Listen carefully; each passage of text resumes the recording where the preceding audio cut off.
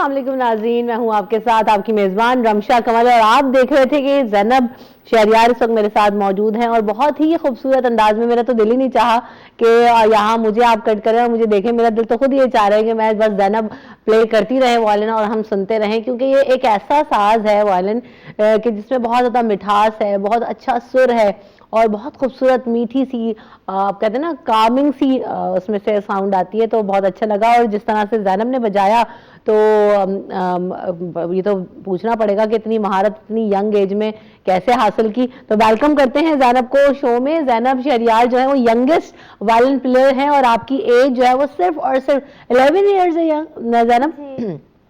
अस्सलाम वालेकुम, कैसी हैं आप? वालेकुम अस्सलाम, मैं बिल्कुल ठीक।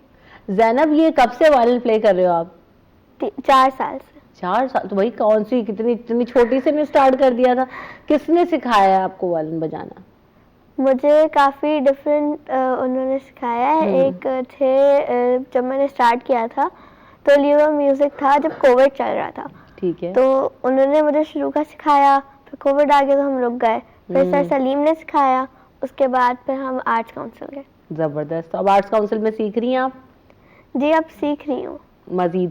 जी। लेकिन लग नहीं रहा कि अभी जो है ना बहुत ज़्यादा अच्छा, और लग रहा है कि वाकई प्रोफेशनल प्ले कर रहे हो आप, क्योंकि हम लोग तो ज़ाहिर है इसकी टेक्निकलिटीज़ को तो नहीं जानते, लेकिन जो साउंड आ रहा है, जिस तरह आप प्ले कर रहे हो, जो टून आपने बजाई, क्योंकि वो अच्छा एक जो मारूफ टोन्स होती है ना, जो वतन तुम्हारा है 5 बार इसके, तो ये तो टोन्स ऐसी हैं कि आप नींद से भी उठ के किसी से पूछेंगे तो उसको पता होगा कि ये बजा रहे हैं। तो इतनी ज़्यादा अजबर है, तो इनमें कोई भी कोताही हो, कमी हो तो फौरन पता लग जाता है कि यार ये जो है ना मिस हो गई, लेकिन ऐसा कुछ नहीं हुआ। ज़ैनब, तो ये शौक कैसे पैदा हुआ कि मुझे वायलिन प्ले करना, और इतनी यंग एज में कैसे जो है ना वो आपने डिसाइड किया कि मुझे ये करना चाहिए? नहीं, हमने डिसाइड नहीं किया, हमने तो बोला कि बस फन है, तो कोई एक्टिविटी नहीं थी क्योंकि कोविड चल रहा था। सही। तो स्कूल्स वगैरह सब बंद थे। तो जब मुझे शौक ऐसे हुआ है कि हम जब मोबाइल पे कुछ भी देख रहे होते थे तो कभी कभार ना सामने आ जाता था वायलिन।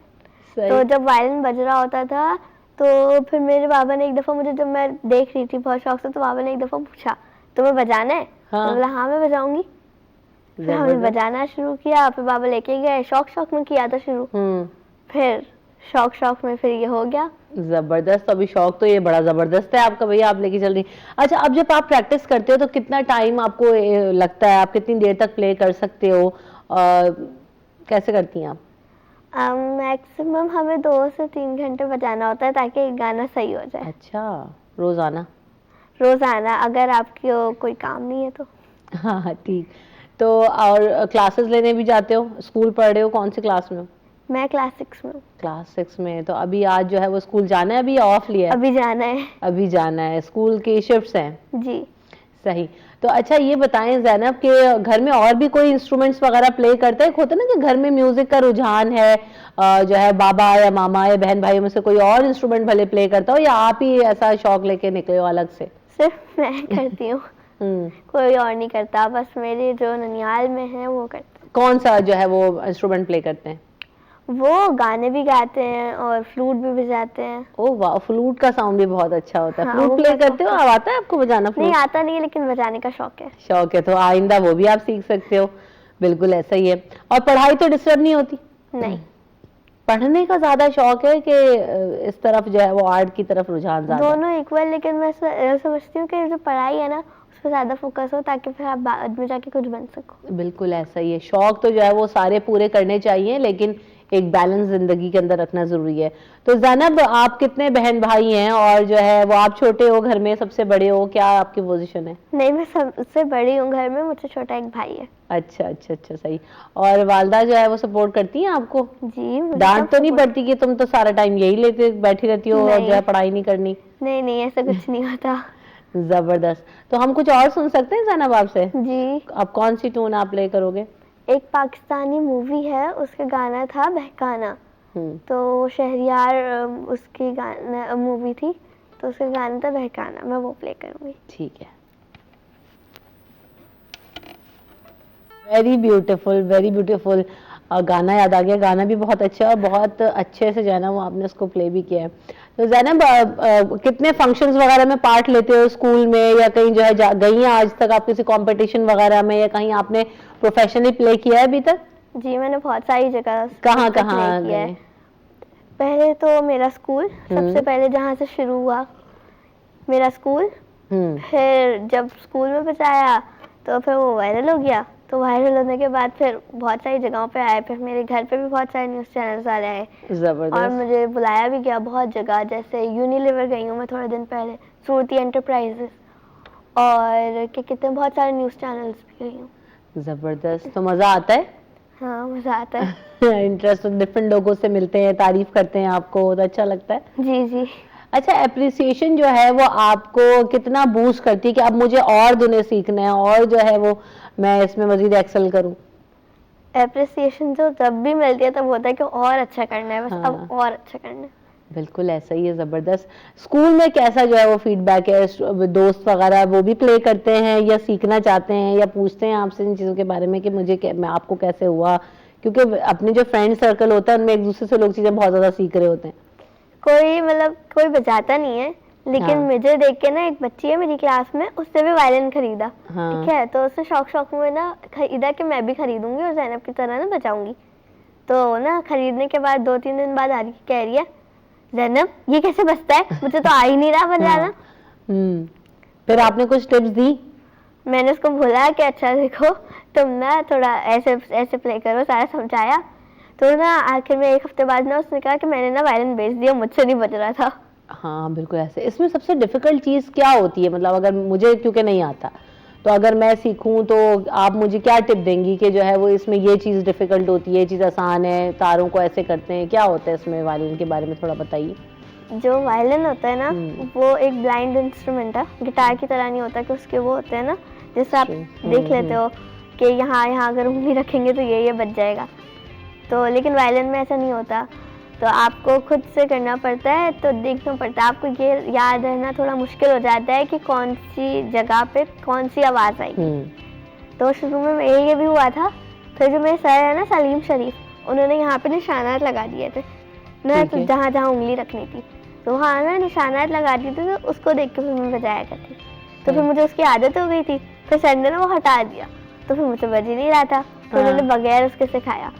यानी मेमोराइज आपने कर लिया। कितने पॉइंट्स होते हैं ज़ैनब इसमें, जिससे मुख्तलिफ साउंड्स आती हैं? जैसे आपने बताया कि आपको मार्क करके दिया था, तो कितने पॉइंट्स थे? इसमें बहुत सारे पॉइंट्स होते हैं, लाइक यहाँ से लेके यहाँ तक। ये जो है ना, यहाँ से लेके यहाँ तक सारी अलग अलग ही आवाज आएंगी, जहाँ उंगली रखेंगे अलग आवाज आएगी। हम सुन सकते हैं कि आप अगर उंगली रख के बताएं या इसको करके बताएं, तो आप मुझे जरा समझाइए। ये ओपन है, फिर यहाँ उंगली रखी तो अलग आवाज आई, यहाँ उंगली रखी तो अलग आवाज आई, यहाँ उंगली रखी तो अलग आवाज आई, यहाँ उंगली रखी तो अलग आवाज आई। सही। अच्छा, ये नीचे तक आप फिंगर्स ला सकते हैं या ऊपर से ही सारा कंट्रोल? मुझे यहाँ तक की प्रैक्टिस है, यहाँ तक की सर सिखा रहे। अच्छा, यानी तमाम यहाँ तक स्ट्रिंग्स तक जो है वो डिफरेंट जाना साउंड होता आते है, हैं। यहाँ तक जाना होता है। तो कितना वक्त लगेगा आपको इसको कंप्लीट सीखने में ज़ैनब? क्या बताते हैं सर आपके? सर कहते हैं कि जितनी प्रैक्टिस करती रहोगी, सर कहते हैं कि मैं भी अभी कोई परफेक्ट नहीं हूँ। हाँ। मैं तुम्हें सिखा रहा हूँ ना, सिखाते सिखाते मुझे भी अच्छा आ जाएगा। सर कहते हैं कि ना कोई लिमिट नहीं होती सीखने की। हाँ, जितना सीखना है सीखो। आर्ट तो एक ऐसी चीज़ है कि वाकई लिमिटलेस है, चाहे वो कोई भी फॉर्म ऑफ आर्ट हो। आप पेंटिंग उठाकर देख लें, उसमें तो ऐसा है कि आप जितनी करते जाएं, जितना एक्सपीरियंस हो। म्यूज़िक जैसे हम बात करते हैं, तो जैसे जैसे एरास चेंज होते हैं, दौर चेंज होते हैं, लोगों की पसंद चेंज होती है, तो उस तरह से वो मॉडिफाई होता रहता है। और अपने आप को हर फील्ड में होता है। डॉक्टर भी है ना, एक मेडिसिन पढ़ के अगर वो जी आज से 10 साल पुरानी दवा हमें देगा तो हम कहेंगे यार ये कौन सा डॉक्टर है, इसको तो करंट वो पता नहीं। तो वाकई ऐसा है कि सीखना एक ऐसा अमल है जो आज हमें ज़ैनब ने बात सिखाई है कि आप सीखते रहें, जानते रहें लोगों, और अपने आप को अपग्रेड करते रहें, तो ही जो है आप किसी प्रोफेशन में चल सकते हैं और अच्छा जो है वो नाम कमा सकते हैं। तो ज़ैनब, क्या प्लान्स है आगे फ्यूचर में आपके? मेरे प्लान्स ये है कि मुझे डॉक्टर बनना है। हाँ। मेरी मम्मा को बेसिकली शौक था डॉक्टर बनने का, वो बन नहीं सकी, वो अलग बात है। हाँ। लेकिन मुझे डॉक्टर बनने का भी शौक है और मुझे आर्मी में जाने का शौक है। तो मेरी दादी कहती है कि अगर तुम्हें आर्मी और डॉक्टर दोनों का शौक है तो आर्मी की डॉक्टर बन जाओ। बिल्कुल ऐसा ही, तो बिल्कुल सही दादी ने बात कही। और आर्मी की डॉक्टर्स में तो बहुत ज्यादा जो है वो ग्रेस भी होती है और बहुत जो है ना, वो मुझे तो पर्सनली उनकी पर्सनालिटीज बहुत ज्यादा पसंद है। मेरी दादी को उनका ना यूनिफॉर्म बहुत पसंद है, प्यारे लगते हैं।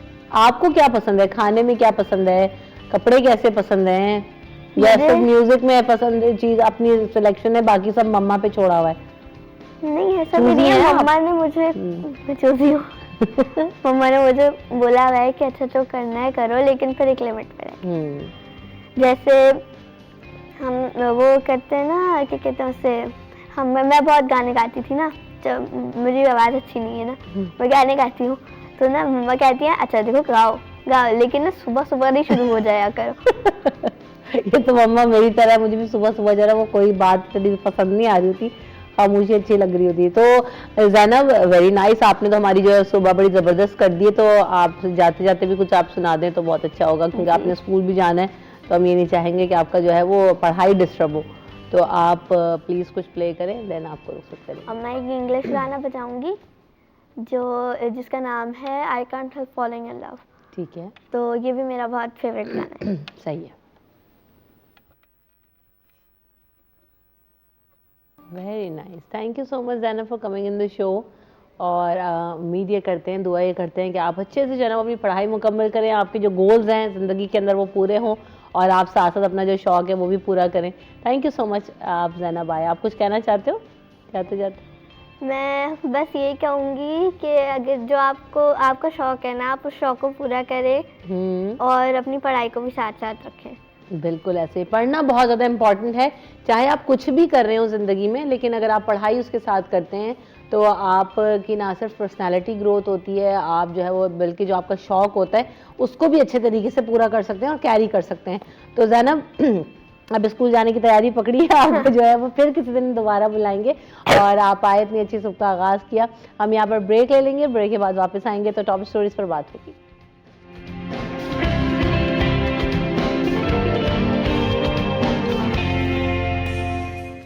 Welcome back in city at 10। तो बात करते हैं, जैसे हम रोजाना टॉप स्टोरीज शामिल करते हैं, लेकिन साथ साथ जैसे आपने देखा कि आज हम प्रोग्राम मेनू है वॉयलिन हमने प्ले किया, तो आज सब कुछ डिफरेंट हो रहा है, तो आज इसको भी कुछ डिफरेंट करते हैं और हम यहाँ पर बात करते हैं रोजाना इलेक्शंस के हवाले से, क्योंकि इस वक्त हम देख रहे हैं कि सियासी माहौल गर्म है और गहमा गहमी का स्टार्ट हो चुका है, क्योंकि इलेक्शंस की तैयारियां अब हम देख रहे हैं कि उरूज पर हैं, कैंपेन्स स्टार्ट हो रही हैं, कागजात नामजदगी जमा करवाए जा चुके हैं, जांच पड़ताल का अमल मुकम्मल हो रहा है, तो अब ये तमाम चीज़ें हैं वो चल रही हैं।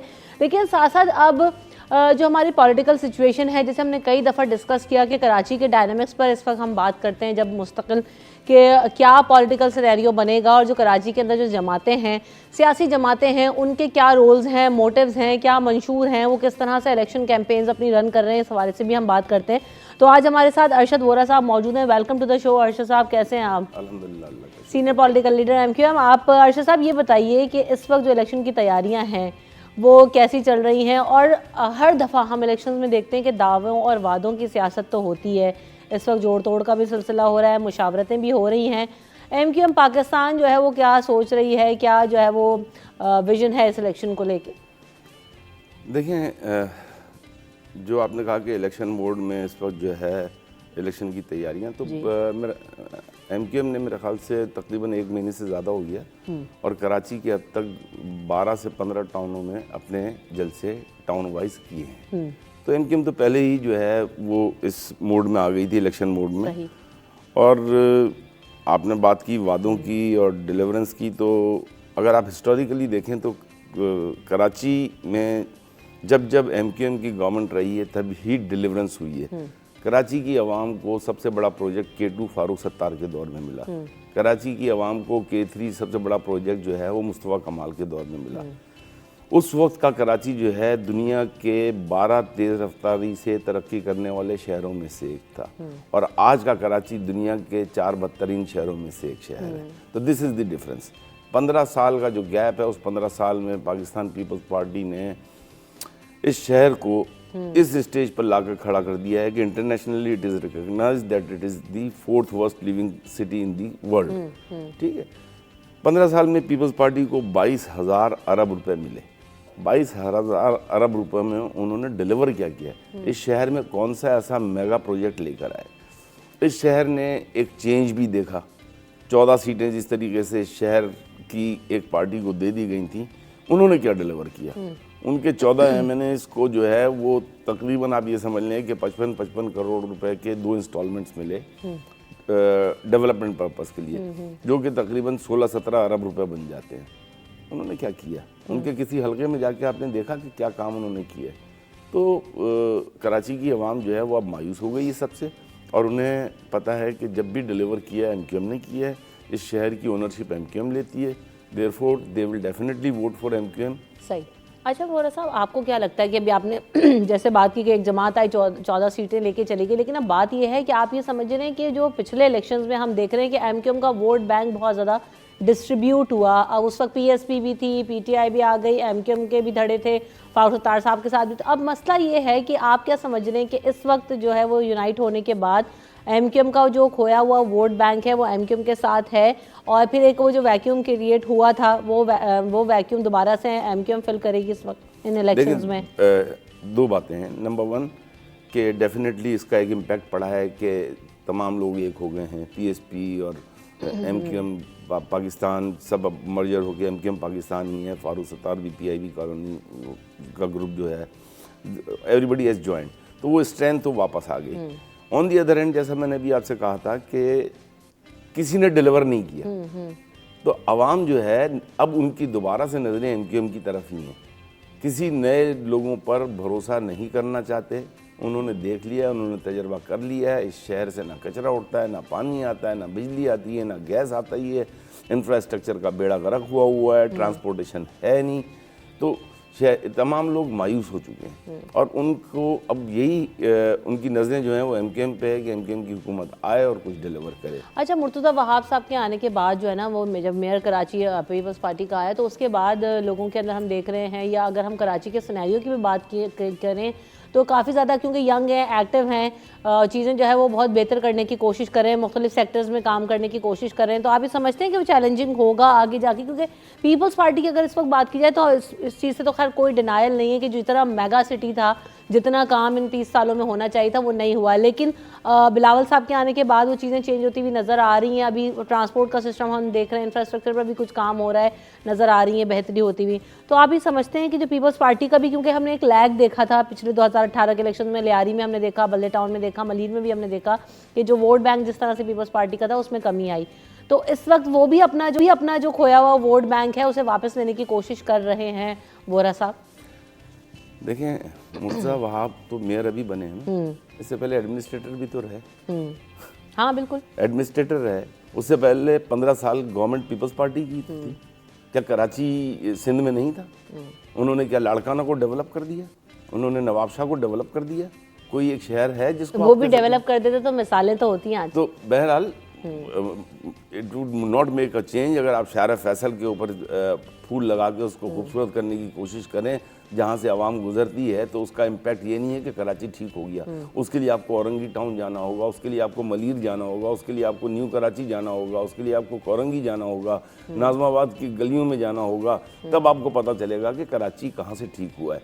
एक सड़क को उसी इम्पैक्ट पे आप लोग बात करते हैं कि नज़र आ रहा है कुछ, हाँ नज़र वही आता है कि शारा फैसल के ऊपर, और अगर वो करेंगे तो सिंसियरली करेंगे तो हम उनके साथ हैं। कचरा तो उठाएं, पानी तो दें, सीवेज का निज़ाम तो बेहतर करें, ये चीज़ें भी तो आवाम को लिए इम्पोर्टेंट है ना। ये सिर्फ एक सड़क, और फिर आपने ट्रांसपोर्ट की बात की। मैडम, आप शायद भूल रही हैं कि जिस वक्त नासिर शाह ट्रांसपोर्ट मिनिस्टर थे, वो 1000 बसों का वादा किया था, फिर 200 बसों का वादा किया था। वो बसें कहाँ हैं 200 बसें? और जाते जाते वो जो कुछ बसें शुरू की थी वो ख़त्म हो गई। अभी जो बसें लेकर आए हैं, that is not the requirement of Karachi. हाँ, मतलब चंद तो बसें है, लेकिन जो चले कम अज़ कम कराची वालों को कुछ एक सांस तो आया वोरा साहब, क्योंकि हम जिस तरह का ट्रांसपोर्ट सिस्टम में देख रहे हैं तो कराची वाले तो उससे बहुत ज़्यादा खुश नज़र आ रहे हैं कि चले हमारी बेहतरी के लिए कुछ। अब वही वाली बात है ना कि अगर आप थोड़ा भी दे देंगे भूखे को तो उसके पेट में तो कुछ गया। ये वो वाला हिसाब हो रहा है अभी इस वक्त कराची वालों के साथ। नहीं, आई वुडंट एग्री। उसकी वजह ये है कि मैं फिर यही कहूँगा कि देखें, डिलीवरेंस जो है ना वो होनी चाहिए। आपको मैं मिसाल देता हूँ कि ग्रीन लाइन शुरू हुई। ग्रीन लाइन देखें नवाज शरीफ के दौर में शुरू हुई थी, नवाज शरीफ ने इस प्रोजेक्ट की ओपनिंग की थी। ये बात है तकरीबन 2017 की शायद, ठीक है, और 16-17 की बात है। उसके बाद से आज तक ग्रीन लाइन ही कंप्लीट नहीं हो सकी। Green line was the project. ऐसे प्रोजेक्ट हमें चाहिए थे कराची को। पूरे पाकिस्तान में जो है वो ट्रांसपोर्ट का निज़ाम बेहतर हो गया, मास ट्रांजिट आ गया, लेकिन कराची में नहीं आया। अगर आज अधूरा है, लेकिन 2.25 लाख रोज़ाना उससे सफ़र करते हैं, वो सुरजानी से लेके गुरु मंदिर तक। वो अवाम को, उन इलाकों की अवाम को चाहिए सर्विस, उन लोगों, उस इलाके की अवाम की खिदमत करनी चाहिए। ये जो ऑलरेडी मुराद याफ्ता तबका है, उनकी खिदमत करके जो है ना, आपको 98% अवाम को एड्रेस करना होगा, तब जाके अवाम के असल मसाइल जो हैं वो आपने हल किए तो अवाम आपसे कन्विंस होगी। अच्छा वोरा साहब, लेकिन एक और इशू ये भी है ना कि देखते हैं हम कि माजी में भी MQM का इत्तेहाद होता रहा, हुकूमतें मिलकर बनती रहीं पीपल्स पार्टी के साथ, लेकिन तब भी मसाइल जो है वो जूं के तूं रहे, मसाइल हल होने का नाम नहीं ले रहे थे। तो अब ऐसा क्या होगा कि जो है वो, अगर फॉर एग्जांपल MQM को वोट मिलता है और हुकूमत में जो है वो अच्छी स्टैंडिंग होती है, तो कैसे तब्दीली आएगी? देखें, एक तो ये कि पाकिस्तान मुस्लिम लीग नून के साथ जो PDM की हुकूमत में MQM शामिल हुई थी, उसमें जो मुआहदा हुआ था, उस मुआहदे में बड़ा क्लियरली था कि आप मरदमशुमारी दोबारा करवाएंगे। मरदमशुमारी जो है वो 10 साल में एक दफ़ा होती है। MQM ने 5 साल में एक दफ़ा करवाई और कराची की पॉपुलेशन को हिस्ट्री में first time 38% increase, which was, जो कि रूरल एरिया से ज़्यादा हुई है फर्स्ट टाइम। तो ये MQM का बहुत बड़ा अचीवमेंट है, जिसके नतीजे में 1 सीट नेशनल असेंबली की और 3 सीटें सूबाई असेंबली की कराची के लोगों को मिली, जो अंदरूनी सिंध से कम हुई। अगर यही पॉपुलेशन मज़ीद ठीक करके गिन ली जाए तो कराची की पॉपुलेशन इतनी हो जाएगी कि कराची और हैदराबाद मिलकर रूरल पॉपुलेशन के 50% तक अगर पहुंच गए तो फिर इनको वज़ीर आला लाना मुश्किल हो जाएगा दूसरी पार्टियों को, फिर वज़ीर आला शहरी इलाकों से ही आएगा। दूसरी बात, उसी मुआहदे में MQM के लिए सिंध गवर्नमेंट में मिनिस्ट्रीज़ रखी गई थी, लेकिन MQM ने नहीं एक्सेप्ट किया, क्योंकि MQM पीपल्स पार्टी के साथ जो है कई दफ़ा पीपल्स पार्टी ने कमिटमेंट्स किए और वो पूरे नहीं किए, कुछ डिलीवर नहीं किया, तो देयरफॉर MQM उसका हिस्सा नहीं बनी सिंध गवर्नमेंट का। दूसरा, MQM ने, आप देखें, लोग कहते हैं कि MQM ने बायकॉट किया, बायकॉट नहीं करना चाहिए था। आर्टिकल 10A के तहत जब सिंध गवर्नमेंट ने ये कह दिया इलेक्शन से 1 हफ्ते पहले कि डिलिमिटेशन ठीक नहीं है, ये भी MQM से मुज़ाकरात के नतीजे में, और उन्होंने कहा कि हम उसको ठीक करेंगे, तो इलेक्शन कमीशन को चाहिए था कि उस इलेक्शन को पोस्टपोन करते। MQM ने जो है, क्योंकि बेड़ा उठाया हुआ था कि हमारी यूनियन काउंसिल्स जो हैं 75 कम हैं, इलेक्शन के 1 हफ्ते बाद 53 यूनियन काउंसिल्स कराची की बढ़ गई। ये भी MQM का अचीवमेंट है। 53 यूनियन काउंसिल का मतलब ये होता है कि मुल्तान और गुजरांवाला जितने शहर की पूरी एक यूनियन काउंसिल। तो ये MQM के वो हिस्टोरिकल अचीवमेंट्स हैं जो कि आगे जाके कराची की आवाम को ही फ़ायदा देंगे। दूसरा, आपने ये कहा कि आपके मुआहदे आगे का अलायंस, इस दफ़ा MQM ने सिर्फ 1 पॉइंट एजेंडा रखा है, और जो पार्टी भी उस 1 पॉइंट एजेंडे को एग्री करेगी उस पार्टी के साथ हम शामिल भी होंगे, शरीक भी होंगे। वो 1 पॉइंट एजेंडा ये है कि हम चाहते हैं कॉन्स्टिट्यूशनल अमेंडमेंट्स। कॉन्स्टिट्यूशनल अमेंडमेंट्स ये चाहते हैं हम कि आर्टिकल 140A, जो कि कॉन्स्टिट्यूशन में डिफाइन नहीं है, आर्टिकल 140A जो है वो सिर्फ 3 लाइनों पे है। वो कहता है कि financially, politically and administrative powers to the local government. MQM ने उसका पूरा एक उसको डिफाइन करके 31 पॉइंट का एक प्रोग्राम बनाया है, जिसकी प्रेजेंटेशन की, और उसमें हम ये कहते हैं कि जो पैसा तकरीबन, आप ये समझ लें कि 1200 अरब रुपए प्लस 300-400 अरब रुपए लोकल अर्निंग्स फ्रॉम कराची, ये 1500-1600 अरब रुपए जो बनते हैं सालाना, इन पैसों को जो है उसका मालिक चीफ मिनिस्टर बन के बैठ जाता है। नेशनल फाइनेंस कमीशन से जब उसको पैसा मिलता है 1200 अरब रुपए, वो उसका मालिक बन के बैठ गया। उसने जो है नीचे लेवल पे, ज़िले सतह पे, जो है आपके डिस्ट्रिक्ट लेवल पे, यूनियन काउंसिल लेवल पे उसने डिस्ट्रीब्यूशन नहीं की।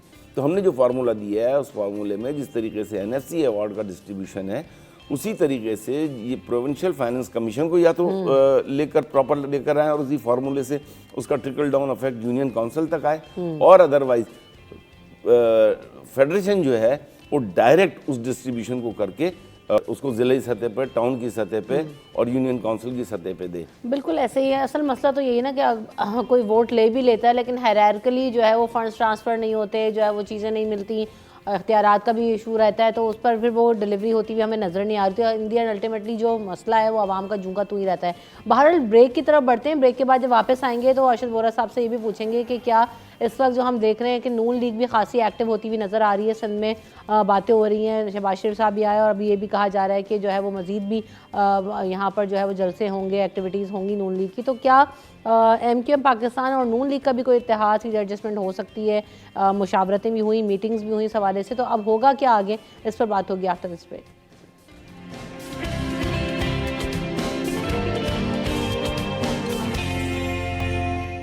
Welcome back in city at 10। तो जाने से पहले जिस तरह हम बात करते हैं अरशद वोरा साहब, अभी हमने देखा कि पीपल्स पार्टी के साथ तो यकीनन माजी में भी इत्तेहाद होता रहा, लेकिन इस वक्त ये जो इत्तेहाद की सियासत है या सीट एडजस्टमेंट जिसको हम कहते हैं वो हमें नज़र आती है इलेक्शंस के अंदर। तो क्या नून लीग की भी मुलाकातें हुई, इजलास भी हुआ, तो क्या है उस वक्त सीट एडजस्टमेंट हो सकती है? नून लीग के साथ मुशावरत हुई, कैसा रहा, क्या जो है ना वो इम्पैक्ट है इस वक्त? देखिए, हमारी जो है JUI के साथ, GDA के साथ, पाकिस्तान मुस्लिम लीग नून के साथ जो है एक सीट एडजस्टमेंट की, एक अलायंस की बात हो रही है और काफ़ी हद तक चीज़ें उस पर तय भी हो गई हैं। कुछ चीज़ें हैं मेरे ख्याल से वो कमेटीज़ हमारी जो बनी हुई हैं दोनों तरफ से, वो उसको डिस्कस कर रही हैं और with in couple of days ये चीज़ें भी इंशाल्लाह ताला फाइनल हो जाएंगी। तो डेफिनेटली होना है, अलायंस होना चाहिए। और अलायंस इसलिए नहीं होना चाहिए कि सीटें जीतनी है, अलायंस जो है जिन लोगों ने, मैंने जैसा भी आपको बताया कि कमिटमेंट किया है कॉन्स्टिट्यूशनल अमेंडमेंट्स का, हम उनके साथ हैं। उन्होंने जो है हमारे उस पेपर को, उस कॉन्स्टिट्यूशनल अमेंडमेंट्स को पढ़ कर उन्होंने एग्री किया है कि yes we need to do this. तो नून लीग से हो सकता है अभी इस इलेक्शन में हम समझ सकते हैं, क्योंकि अभी ये जो एडजस्टमेंट होने की बात हो रही थी उसमें जो कैंडिडेट्स हैं वहाँ तो मुस्तफ़ा कमाल साहब और शहबाज शरीफ साहब का उनमें से कोई एक दस्तबरदार हो तो क्या ऐसा है या कोई और भी चीज़ हो सकती है? अभी डिसाइडेड नहीं, क्लियर नहीं है। ये क्लियर हो जाएगा 2-4 दिन के अंदर, ये चीज़ें क्लियर हो जाएंगी। और इलेक्शन, जाहिर सी बात है, हर एक ने अपना अपना इलेक्शन लड़ना है और अगर सीट एडजस्टमेंट नहीं भी हो सकता तो हम पॉइंट्स पर तो एग्री हैं ना, हम इस मुल्क को कैसे चलाना उस पर तो एग्री है ना। तो और वो देखें, कॉन्स्टिट्यूशनल अमेंडमेंट की जो मैं बात कर रहा हूँ वो क्यों कर रहा हूँ, इसमें आवाम का फ़ायदा है। आपके घर में अगर पानी नहीं आता, आपके गली में अगर सीवेज का निज़ाम दरम बरम है, इंफ्रास्ट्रक्चर नहीं बन रहा, तो आप जो है वज़ीर बल्दियात के पास आपकी अप्रोच नहीं है, आपकी अप्रोच चीफ मिनिस्टर के पास नहीं है, आपकी अप्रोच जो है वो आपके UC के चेयरमैन के तक है। UC का चेयरमैन क्योंकि उस इलाके का होता है, तो हम जब उसको ऑथराइज कर देंगे, उसको इख्तियार दे देंगे, तो फिर आप जाके उसका दरवाज़ा, उसके दरवाजे पे दस्तक देंगे और आप उससे डिलीवरेंस लेवल लेंगे। और अगर वो डिलीवर नहीं करेगा तो आप उसके घर के बाहर उसका घर से निकलना बंद कर देंगे, जो कि इलाके की पब्लिक कर सकती है।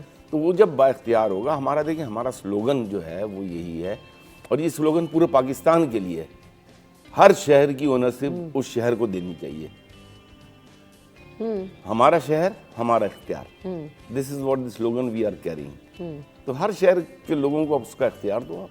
आप अगर उस इख्तियार को जो है बिल्कुल अपने पास उस पर कब्जा करके रखोगे प्रोविंशियल लेवल पर या फेडरल लेवल पर, तो इस तरीके से कभी भी डिलीवरेंस नहीं होती और दुनिया में कहीं नहीं होती। लोकल पुलिसिंग की सबसे ज़्यादा इम्पोर्टेंस है। मैं ये कहता हूँ, देखें, पीपल्स पार्टी वाले कहते हैं कि आप जो है वो सूबाइयत पे आ गए, तासुब पे आ गए। कैसे तासुब पे आ गए? आपने 5 लाख नौकरियां दी, 40-60 का रेशो है, अर्बन एरियाज़ के लिए 40% है। आपने, हमारे पास प्रूफ मौजूद हैं, आप उनको नौकरियां दें, आप 3 लाख नहीं 30 लाख दें, उसी रेशो से फिर आप जो है कराची और हैदराबाद के लोगों को भी नौकरियां दें। आपने गलत डोमिसाइल बना के, कोटा सिस्टम पे भी जिसका हमारे पास सबूत मौजूद है कि गलत डोमिसाइल आपने बनाए, और गलत डोमिसाइल पे भी आपने अंदरूनी सिंध के लोगों को नौकरियां दी। मैं फिर अपनी बात रिपीट कर रहा हूँ, इसमें कोई तासुब नहीं है। आप 3 लाख के बजाय 30 लाख लोगों को नौकरियां दें, लेकिन उसी रेशो से फिर कराची और हैदराबाद के लोगों को भी नौकरियां दें। यही हमारी डिमांड है। सही। वोरा साहब, एक और चीज़ ये कि अभी इलेक्शन में हम देखते हैं कि खासी ज़्यादा जो है वो नुमाइंदगी नौजवानों के हवाले से बात हो रही है बार बार कि नौजवान तबका, MQM एक ऐसी वाकई जमात थी जिसने जो है वो बहुत निचले तबके से लोगों को लेकर आया, ग्रूम किया और जो है वो पार्लियामेंट तक पहुंचाया भी है। इस वक्त नौजवानों की इन्वॉल्वमेंट कैसी है आप लोगों के साथ, और जो टिकट्स का सिलसिला है उनको देने का, ये सब चीज़ें कैसे होगा? क्योंकि न्यू फेसेस लोग देखना चाहते हैं, इसी वजह से शायद पेपर्स जो हम पाकिस्तान तहरीक इंसाफ है, हमने देखा कि लोगों ने चाहा कि एक मौका उधर भी मिले। तो क्या MQM इंट्रोड्यूस करेगी, नहीं करेगी, इन तमाम चीज़ों पर भी बात करेंगे, और साथ साथ वुमेन विंग के हवाले से भी बात होगी कि पहले तो खासा फ़ाल होता था, अब क्या सूरत हाल है, इस पर बात होगी आफ्टर दिस ब्रेक।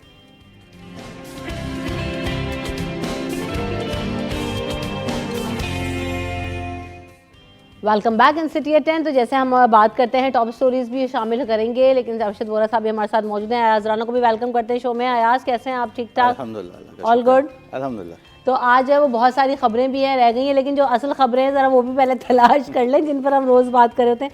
वोरा साहब, अच्छा, एक तो ये नौजवानों की इन्वॉल्वमेंट, क्या नए फेसेस नज़र आ रहे हैं, या MQM में भी हमें इस इलेक्शन में वही पुराने फेसेस नज़र आएंगे? And then again women wing के हवाले से बहुत ज़्यादा बात हो रही है कि पहले बहुत मुनज़्ज़म, फ़ाल और एक्टिव रहती थी ख़वातीन, अभी वो नज़र नहीं आ रहा है रुझान, क्या वजह है? देखिए, जहाँ तक आपने बात की कि नए चेहरे, नए लोग, इस दफ़ा आप चेंज देखेंगे कि 75% इन द प्रोविंशियल असेंबली जो है हमारी, वो सारा यंग ब्लड है, नए लोग हैं, और जो है बिल्कुल अब चेंज नज़र आएगा, लोगों को नज़र आएगा, नए लोग, एनर्जेटिक लोग, पढ़े लिखे लोग जो है वो इस दफ़ा हमारे प्रोविंशियल असेंबली में और इवन नेशनल असेंबली में भी हैं। जहाँ तक ताल्लुक़ है, आपने कहा कि वुमेन विंग फ़ाल नहीं नज़र आ रही, ऐसा नहीं है। वुमेन विंग बहुत एक्स्ट्रा ऑर्डिनरीली फ़ाल है, अपने अपने इलाकों में भी और जो है मरकज़ में भी, जो भी एक तरह से इलाकों का विज़िट्स है या लोगों के मसाइल हैं, मुख्तलिफ उसमें शोबे हैं उनके अंडर भी, और they are looking after it very well. तो उसमें कोई ऐसी बात नहीं है कि वुमेन विंग फ़ाल नहीं है। और इस दफ़ा बल्कि आप देखेंगे कि इवन असेंबली में भी जो रिप्रेजेंटेशन होगी वो तकरीबन नए लोगों की ही होगी। हाँ, उम्मीद तो यही करते हैं कि नए फेसेस आएँ, क्योंकि वोरा साहब अब असल सियासत यही है, या इसको हम ये कह लें, जब हम मॉडर्न एरा की बात करते हैं तो अब असल सियासत का दौर भी है कि नौजवानों को या नए फेसेस को इंट्रोड्यूस कराया। जैसे पढ़े लिखे होना बहुत ज़्यादा ज़रूरी है। सियासत में हम देखते हैं कि रुझान कम नज़र आ रहा है, लोग मुल्क से बाहर बहुत ज़्यादा जा रहे हैं। एक तो महंगाई का फैक्टर, यहाँ पॉलिटिकल इंस्टेबिलिटी, इकनॉमिक इंस्टेबिलिटी की वजह से।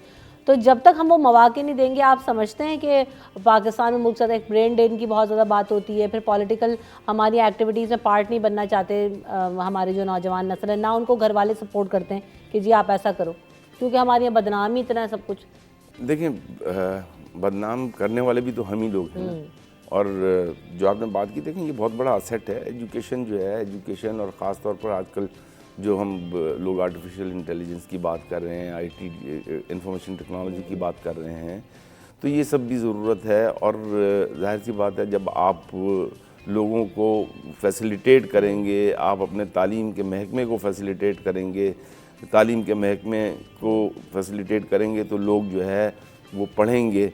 ऐसा नहीं होना चाहिए कि जैसा अभी आपने पिछले 10 दिन पहले शायद देखा होगा कि सिंध टेक्स्ट बुक बोर्ड की किताबें जो है बदीन शहर में नई किताबें 2023 का कोर्स जो है रद्दी में बेची जा रही थी और वो पकड़े गए। तो ये ऐसे लोगों को अगर आपने दोबारा से लेकर आना है सूबे में, तो फिर तो अल्लाह ही हाफिज है। एक तरफ हम रद्दी में देख रहे हैं, और अयाज आपको याद होगा कि हमने वो खबर भी डिस्कस की थी कि जो है वो मटेरियल नहीं है, जिसकी वजह से जो अगला कोर्स है वो प्रिंट नहीं हो सकेगा, और जो है वो आगे जो नेक्स्ट सेशन आएगा सिंध टेक्स्ट बुक्स बोर्ड में अवेलेबल नहीं होंगी। ये पहले भी हम ये इशूज़ देख चुके हैं। तो ये मसाइल जो है ना वो जूं के तू ही हैं, जो आप वोरा साहब भी कह रहे हैं। देखें, जो वोरा साहब कह रहे हैं और आपने ये सवाल किया कि नौजवानों का इस वक्त MQM को सबसे बड़ा जो मैं समझता हूँ, अरशद भाई ज़्यादा बेहतर जानते होंगे, कि इस वक्त अपने कारकुनों को एतमाद देना इनका बहुत ज़रूरी है। इनके पास अभी तक इनको ऑफिसेज़, अब जाके इनको इजाज़त मिली है, ऑफिसेज़ इनके काम नहीं कर रहे थे जिनके, जहाँ पे ये अपनी एक्टिविटीज़ कर सकें। मोहल्ले में या गलियों कूचों की जमात मानी जाती थी MQM की, किसी का कोई मसला होता था वो उनके ऑफिसेज़ में जाके जो है वो मसले हल होते थे, लेकिन इनके पास वो नहीं है। कारकुनों का एतमाद बहाल करना, इलेक्शंस में 35 दिन रह गए हैं, अब तक जिस तरीके का एक मोमेंटम हम देखते हैं वो बनता हुआ हमें नज़र नहीं आया। गो के इन्होंने बहुत अच्छे जलसे किए हैं, ख़वातीन का भी अभी एक जलसा किया लास्ट इन्होंने, तो वो मोमेंटम वैसा नहीं है जैसा कि एक MQM का शेवा होता था, वो नज़र अभी नहीं आ रहा। उसकी वजह अरशद भाई ज़्यादा बेहतर बताएंगे। दूसरा, अब एक बड़ा चैलेंज जो इलेक्शंस में मुझे लगता है जो पार्टीज़ को सामने फेस करना होगा वो है आपके जो इलेक्शन वाले दिन जो आपके पोलिंग एजेंट्स होंगे उनको लाना और उनको बिठाना, खास करके उसके अंदर ख़वातीन के लिए ख़वातीन पोलिंग एजेंट और उसके साथ पोलिंग स्टेशन के अंदर पोलिंग जो एजेंट होंगे, वो एक बड़ा चैलेंज इस वक्त एमक्यूएम के लिए मुझे लगता है कि अच्छा, ये जो अयाज बात कर रहे हैं अबूर साहब, ये पोलिंग एजेंट्स फोर्स, क्योंकि हम बात करते हैं ना फोर्स, बीच में बहुत सारे लोग गायब हो गए, नज़र नहीं आए, और फिर एमक्यूएम भी धड़ों में बटी, कुछ लोग किसी जमात में चले गए, कुछ कहीं, कुछ जो है वो बिल्कुल ही ऑफ सीन हो गए, गायब हो गए, कहीं और चले गए।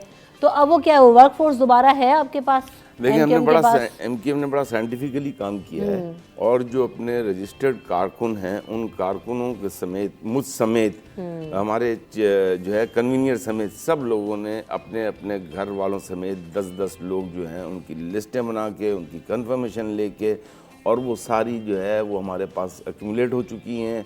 हमें पता है कि पोलिंग एजेंट्स जो है उसकी क्या रिक्वायरमेंट है, कितनी ख़वातीन पोलिंग एजेंट चाहिए, कितने मर्द पोलिंग एजेंट चाहिए। तो अल्हम्दुलिल्लाह हमने उस होमवर्क को 80-90% कवर कर चुके हैं हम। और सिमिलरली जो वर्क फोर्स की बात कर रहे हैं तो उसमें भी नॉट ओनली दैट, मैं अभी उसको डिस्क्लोज शायद नहीं कर सकता, लेकिन हम अपने वोटर्स को भी गिन रहे हैं।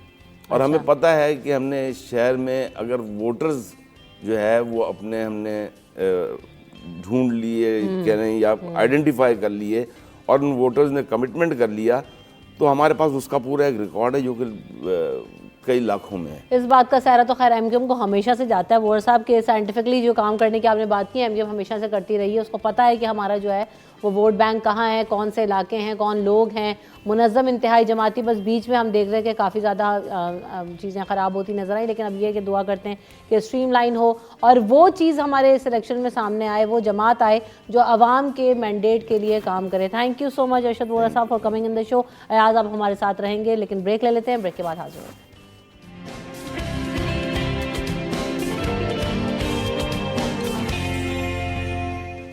सिटी एट 10 में आपको एक बार फिर कहेंगे खुश आमदीद। बढ़ते हैं अपनी टॉप स्टोरीज़ की तरफ, और जो है हम सबसे पहले बात करेंगे कि बहुत सारी चीज़ें हैं, उनका मैं जिक्र तो आपसे ज़रूर कर देती हूँ। जैसे कि हम देख रहे हैं कि नॉर्थ नाज़िमाबाद सखी हसन पुल के नीचे जो स्पोर्ट्स कॉम्प्लेक्स बनाया गया था, और ये कहा गया था कि जो ब्रिजेस के नीचे जो जगह है उसको रेनोवेट किया जाए, उसमें स्पोर्ट्स कॉम्प्लेक्सेस बनाए जाएँ। तो जो वहाँ पर हम देखते हैं कि काफ़ी ज़्यादा जो है ना वो ग्रीनरी भी की गई थी, जालियाँ लगाई गई थी। उनका नाम मैं भूल रही हूँ, क्या बंगजुआर, क्या नाम था अयाज किसका? हाजिम मंगजुआर। तो उनको भी बड़ी रिक्वेस्ट आई थी और लड़कों ने कहा था कि हम यहाँ पे क्रिकेट खेलते हैं करते हैं, तो आप स्पोर्ट्स कॉम्प्लेक्स को बना दें और चीज़ों को रेनोवेट करें। तो खासे एक्टिव दिखाई दिए थे। बहरहाल अब क्या कर रहे हैं इस पर भी बात होगी। दूसरी बात ये कि उसमें जो है वो नशइयों ने क्या किया कि जैसे कि हमेशा हम देख रहे होते हैं कि कहीं से जालियां काट लेते हैं, ग्रिल्स काट लेते हैं, गटर के ढक्कन चुरा लेते हैं। तो वहाँ पर भी ये हुआ है कि जो ग्रिल्स लगाई गई थी स्पोर्ट्स कॉम्प्लेक्स बनाने के लिए, वहाँ पर वो ग्रिल्स वगैरह उखाड़ कर ले गए हैं। और अब ये कह रहे हैं शहरी कि भाई ये इतनी मुश्किलों से ये काम हुआ था, इसको फौरी तौर पर जो है इस मसले को हल किया जाए और एक्शन लिया जाए कि जो हर ब्रिज के नीचे नशइया और चरसी मवाली मौजूद होते हैं उनका कोई ना कोई बंदोबस्त यकीनन पुलिस को करना तो चाहिए। ये एक बहुत बड़ा मसला है शहर कराची का। उसके अलावा एक बहुत अच्छी खबर है लेडीज़ वैक्सीनेटर्स के लिए कि अब जो सिंध है उसमें पहली बार ख़वातीन वैक्सीनेटर्स को इलेक्ट्रिक बाइक देने का फ़ैसला किया गया है। और ये कहा गया है कि जो भी जहाँ पर भी वैक्सीनेशंस के लिए ख़वातीन जाएंगी वो इलेक्ट्रिक बाइक लेकर जाएंगी, क्योंकि घर घर जाना बहुत मुश्किल होता है। और हम ये देख भी रहे होते हैं कि बहुत ही टफ जॉब होती है, क्योंकि आपको मौसम का भी सामना करना पड़ रहा होता है और सिक्योरिटी अलर्ट्स और थ्रेड्स भी होते हैं वैक्सीनेटर्स को, और ये जो कम्यूट है ये भी उन लोगों के लिए मुश्किल होता है। तो अच्छा है कि इलेक्ट्रिक बाइक्स मिल जाएंगी तो उनको भी एक सहूलत हो जाएगी। एक अच्छा इकदाम हमें नज़र आ रहा है। उसके अलावा जैसे भी हमने कुछ दिन पहले भी आपको बताया था कि जो न्यू बाइक्स हैं उसकी कीमत में इजाफा हुआ, और 70 सीसी अगर बाइक अगर आप ख़रीदने जाएँ तो 1,40,000, 1 लाख से ऊपर तक की प्राइस में आपको वो बाइक्स मिल रही हैं। तो ऐसे में जो लोग बेचारे पुरानी बाइक्स इस्तेमाल करते हैं उनके लिए भी अब मसला ये कि उसकी भी जो कीमत है वो भी बहुत ज़्यादा जो है वो बढ़ चुकी हैं और वो बहुत ज़्यादा महंगी हो चुकी हैं। तो इन पर भी बात करेंगे और साथ साथ जो है वो डिफरेंट हमारे पास खबरें तो सामने आती हैं। एक चीज़ बताना बहुत ज़्यादा ज़रूरी है लोगों को, वो ये कि इस वक्त जो मुल्क है उसमें 1,000 रुपये का जो जाली नोट है वो गर्दिश कर रहा है, और तकरीबन मुल्क भर में 35,000 जो जाली नोट्स हैं 2023 की रिपोर्ट है वो पकड़े गए हैं और ये स्टेट बैंक की रिपोर्ट है। तो आप ये देख सकते हैं कि ये जो इसलिए लोगों को बताना ज़रूरी है कि अब कभी भी नोट लें तो उसको प्लीज़ चेक ज़रूर कर लें। 5,000 या 1,000 रुपये का जो नोट है उसको चेक करके लिया करें। आप भी देखेंगे ना, आप दुकानदार को देखेंगे तो सबसे पहले वो चेक करते हैं कि आपने नोट सही दिया कि नहीं दिया। तो जो लोग भी ले रहे हैं, बैंक से ले रहे हैं या किसी से ले रहे हैं, कारोबार के लिए यूज़ करें तो उसको ज़रूर चेक करें। तो इन तमाम चीज़ों पर हम बात करेंगे। टॉप स्टोरीज तो हो गई, लेकिन सिटी 21 पर आपने देखा होगा कि कल एक खबर जिसका बहुत ज़्यादा चर्चा रहा और वो सिटी 21 की बहुत बड़ी कामयाबी कि हमने देखा कि एक हादसा पेश आया और ट्रैफिक हादसा था, बल्दे टाउन की हदूद में पेश आया, जहां पर एक वाटर टैंकर ने 3 लोगों को कुचल दिया। उसके बाद हुआ ये कि पुलिस जो है वो घर वालों को भी ढूंढ रही थी और जो लोग उसमें जिनको हिट किया था, जिनको जो है वो जाँ बहक हुए थे, उनके ना घर मिल रहे थे, ना पुलिस को जो है वो आइडेंटिफाई कर पा रही थी। तो इस हवाले से हमारी जो खातून रिपोर्टर हैं उन्होंने काफ़ी एक्टिवली काम किया और जो है वो कुछ ही घंटों के अंदर लवाहिकीन की तलाश भी, उनको घर जाके उनको बताया, घर भी आइडेंटिफाई किया और बताया कि जो है ये आपका बेटा ट्रैफिक हादसे में जो है वो ज़ख्मी हुआ और मेरे ख्याल से वो जाँ बहक भी हो गया। अनुषा को वेलकम करते हैं शो में। अस्सलाम वालेकुम अनुषे। वालेकुम सलाम रमशा, कैसी हैं आप? अल्लाह का अनुषे? शुक्र, आप कैसी हैं? अल्हम्दुलिल्लाह ठीक ठाक। आप आई भी हैं तो ऐसी खबर लाई हैं धमाकेदार शो में सिटी 10 में। हाँ अनुषे, अच्छा तो अब अनुषे ये क्या वाकया है, पहले तो ये बताइए कि पुलिस काफ़ी घंटों से ढूंढ रही थी, मोटरसाइकिल की तफसीलात भी उनके पास थी, डिटेल्स भी थी, जिस टैंकर ने हिट किया उसकी भी तफसील वगैरह थी, वो ड्राइवर पहले तो कहाँ है और ये कितने लोगों को हिट किया, ये हादसा कैसे पेश आया, प्लीज़ ज़रा बताइएगा मुझे। रमशा बेसिकली ये हादसा तो बल्दिया सईदाबाद थाने की हदूद में पेश आया था, रात में आया था पेश। मेरी तो छुट्टी हो गई थी तो रात में खबर चली कि वाटर टैंकर ने जो है वो 3 अफराद को कुचल दिया, बाइक सवार 2 खवातीन शामिल थी, 1 मर्द शामिल था उसके अंदर। और जब 2 की हलाकत तो on the at the time ही हो गई थी, ऑन स्पॉट। एक शदीद ज़ख्मी खातून थी, उनको जो है अस्पताल लेकर गए। अस्पताल ले जाने के बाद जो है वो उनका तिब्बी इमदाद फ़राहम की, तिब्बी इमदाद जब फ़राहम की, लेकिन उसके बाद जो है वो खातून भी शदीद ज़ख्मी थी क्योंकि वाटर टैंकर बड़ा था और उसने कुचल डाला था तीनों को ना। तो बड़ा अफसोसनाक वाक़या था। किस वक्त ये वाक़या पेश आया था? ये रात में तकरीबन 10 से 11 बजे के करीब आया। आपको पता है पुलिस तो बाद में पहुंचती है जब हादसा हो जाता है। और वो बल्दिया का जो रोड है ना, अगर आप जाकर देखें तो बिल्कुल एक रोड है, 1 वे में सब गाड़ियां स्पीड से आ भी रही हैं, अंधेरा अलग। एग्जैक्टली, लाइट्स नहीं है। स्ट्रीट लाइट का सबसे बड़ा इशू है वहाँ पर कि वहाँ पर वारदातें भी होती हैं, हादसा भी होते हैं, लेकिन इस पर जो इंतज़ामिया है ना वो कुछ सही कर नहीं रही है। इंतज़ामिया को चाहिए वहाँ स्ट्रीट लाइट लगाए, थोड़ा ट्रैफिक पुलिस को एक्टिव होना चाहिए ऐसे हादसा को रोकने के लिए। और सुबह फिर ये खबर आई रात में ही तकरीबन के जो खातून ज़ख्मी थी वो भी दम तोड़ गई। 20 घंटे हो गए, हम जाहिर सी बात है सुबह मेरी ड्यूटी थी, मैं आई, मैंने सोचा फॉलोअप करूँ उसका। तो जब फॉलोअप के लिए मैंने पुलिस से रब्ता किया, छीपा से रब्ता किया, तो उन्होंने कहा कि इसकी शनाख्त नहीं हुई, ना इनके पास से कोई चीज़ बरामद हुई। एक ही बाइक थी जो कि मोहम्मद कामरान के नाम बताई जा रही थी। वो बाइक मैंने जब चेक की, 20 घंटे गुजर गए रमशा, 20 घंटे बाद भी शनाख्त नहीं हुई। अब आप सोचें कि कराची का क्या हाल है, लवारिस पड़ी हुई थी लाशें बिल्कुल छीपा सड़क थाने में। कोई लवाई घर वालों को भी नहीं पता कि बच्चों के साथ ये हादसा हो गया। नहीं पता घर वालों को, उनको तो पता ही नहीं कि कोई मर भी गया हमारा। क्योंकि जो लोग जब अब मुझे बड़ा अजीब लगा कि 20 घंटे एक टाइम होता है, मेरी छुट्टी होने वाली थी 6 बजे, लेकिन मैं 4 बजे निकली अपने ऑफिस से। मैंने बोला चेक करते हैं क्या मामला। मैंने अपनी सोर्सेस एक्साइज, हमने पहले नंबर प्लेट निकाला, नंबर प्लेट से उसका नाम निकाला, उसका एड्रेस निकाला। एड्रेस निकालने के बाद हमने देखा ये बाइक जो थी ना 2021 में छीनी गई थी। अच्छा। हाँ, उसका मुकदमा गुलबर्ग थाने में दर्ज था। तो जब हम लोगों ने चेक किया, उसकी FIR हुई थी, लेकिन रिकवर हो गई थी ये। सही रिकवर हुई। मैंने अपनी टीम ली, मैंने बोला जाके चेक करते हैं। और उस पर एड्रेस आ रहा था मूसा कॉलोनी गुलबर्ग। आपको पता है मूसा कॉलोनी कितनी कच्ची गलियाँ हैं? ऐसा ही है बिल्कुल, मतलब गुंजानाबाद इलाका एक तरीके से कि उसके अंदर जाना, गाड़ी नहीं जा सकती उन गलियों के अंदर। हम फिर भी गए, फिर हम मतलब हार मान के वापस ऑफिस आ रहे थे। मैंने बोला कि ऑफिस को मैंने फ़ोन किया, मैंने बोला नहीं मिल रहा मुझे एड्रेस। अच्छा। फिर मैं गुलबर्ग थाने गई, मैंने गुलबर्ग जाके 2021 की FIR निकलवाई उनकी, बड़ी मुश्किलों से मैंने पुराना डाटा निकलवाया। तो उसके अंदर एक चीज़ हमें मिली, स्ट्रीट नंबर 17। अच्छा। उस स्ट्रीट नंबर से पूछ-पाछ के मैं पहुंची। वहाँ पर पहुंचने के बाद जब मैंने देखा तो वो एक बिल्कुल जिस तरीके से झोपड़ी नुमा घर नहीं बना होता, झोपड़ी नुमा घर बना हुआ था और वहाँ पर पूरा मोहल्ला इकट्ठा हुआ था। हमारी गाड़ी आके रुकी, हम उतरे तो जाहिर सी बात है मैं सबसे पूछ रही थी क्योंकि मूसा कॉलोनी के जो लोग हैं वो आपस में कांटेक्ट में होते हैं। ऐसा ही है। तो उन्होंने बोला एक कब से 24 न्यूज़ की टीम और 21 की टीम घूम रही है, आप लोगों का घर ढूंढ रही है ना, कि मोहम्मद कामरान के नाम पर बाइक है। जब हम पहुंचे तो पता लगा सीन ही थोड़ा चेंज हो गया कि वो बाइक जिसके नाम है वो भी इंतकाल कर चुका है। वो बेसिकली जो भी जाबाक हुआ है फयाज, वो उसका भाई था। अच्छा, शादी वो में पहले गए, जहाँ बाप बिल्कुल होते, हाँ। शादी में गए हुए थे। उनकी 70 साल बुजुर्ग जो तुफैला बीबी थी, जो उनकी वालदा थी, वो भी साथ थी, और उनकी वाइफ अब्दा जो 35 साल थी, वो भी साथ थी। एक ही बाइक पर, असल में उनको जाना, 70 साल खातून को एक बाइक पर नहीं लेके जाना चाहिए था, एक बाइक पे 2 खवातीन बिठा दी उन्होंने, और वो मतलब मूसा कॉलोनी से इतना दूर गुलबर्ग चले गए। आप ये चेक करें सर, इतना लंबा रास्ते पे वहाँ चले गए। खैर वो वहाँ पर गए, शादी अटेंड की उन्होंने, अटेंड करके शायद ये मूसा कॉलोनी वापस आ रहे थे। सही। तो जब हम पहुँचे तो उनके चाचा हमें मिले ना, जब चाचा से हमारी बात हुई तो उनके चाचा ने कहा कि हम तो समझे कि आपके मुंह से पता लग रहा है कि उनका इंतकाल हो गया, हम तो समझे शादी में ही है। अच्छा, आपने जाकर उनके घर में इन्फॉर्म किया कि ये आपका बेटा इस तरह से एक्सीडेंट हुआ है? और हाँ, आपके घर वाले जो है वो हादसे में जाबाक हो गए, तो उनकी आंख में आंसू, क्योंकि आपको पता है रमशा, ऐसी मौत की खबर देना बड़ी बहुत मुश्किल काम है, बिल्कुल ऐसा ही है। मैंने उनकी आंख में आंसू देखे, उन्होंने कंट्रोल किया। उनको ये भी नहीं पता कि छिपा सर्द खाने का ऑफिस, हेड ऑफिस किधर है, सर्द खाना किधर है। जाहिर है लोगों मैंने को अपनी गाड़ी में, क्योंकि मैं सहाफ़ी तो हूँ, लेकिन साथ साथ ये है कि हम क्राइम के बहुत सी चीज़ें कवर करते हैं, जिसमें हमें अक्सर पता लगता है कि वाटर टैंकर ने इसको कुचल दिया, उनकी शनाख्त भी हो जाती है। लेकिन ये एक पहली स्टोरी मैंने ऐसी देखी अपनी, मतलब क्राइम इतने सालों से कवर कर रहे हैं, लेकिन एक चीज़ मैंने देखी कि उनकी शनाख्त नहीं हो सकी। पुलिस क्यों नहीं कर सकी शनाख्त? पुलिस से हम राब्ता करते रहे, नहीं पुलिस। अच्छा, पुलिस का क्या वर्जन आया इस पर अनुषा?